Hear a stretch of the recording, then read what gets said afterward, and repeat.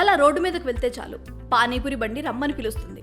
Cinema చూస్తున్నప్పుడు popcorn, match ఉన్నప్పుడు chips, ఫ్రెండ్స్తో కలిసి పిజ్జా, బర్గర్, ఇలా మనకు తెలియకుండానే ఇష్టం వచ్చినట్టు తినేస్తుంటాం.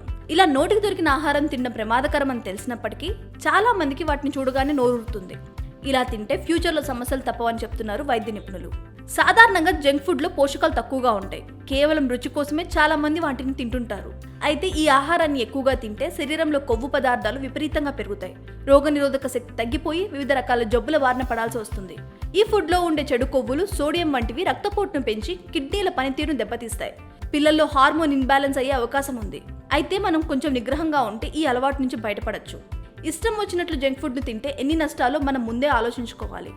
వీటిని తినకుండా ఉండడానికి మనల్ని మనమే ప్రోత్సహించుకోవాలి. ఒక్కసారిగా మానేయకుండా ఇన్ని రోజులకు పూర్తిగా మానేస్తా అని లక్ష్యం పెట్టుకొని ఆ దిశగా మనలో మనం మార్పు తెచ్చుకోవాలి. ఏమైనా తినాలనిపించినప్పుడు పండ్లు, ఇంట్లో చేసుకున్న పిండి వంటలు తినాలి. ముఖ్యంగా మనం ఈ జంక్ ఫుడ్ను బయటకు వెళ్ళినప్పుడు తింటుంటాం. కాబట్టి మనం ఏదైనా లాంగ్ టూర్కి వెళ్ళినప్పుడు మధ్యలో వేరేది కొనుక్కొని తినకుండా ముందుగానే ఆహారం రెడీ చేసుకొని తీసుకెళ్ళాలి.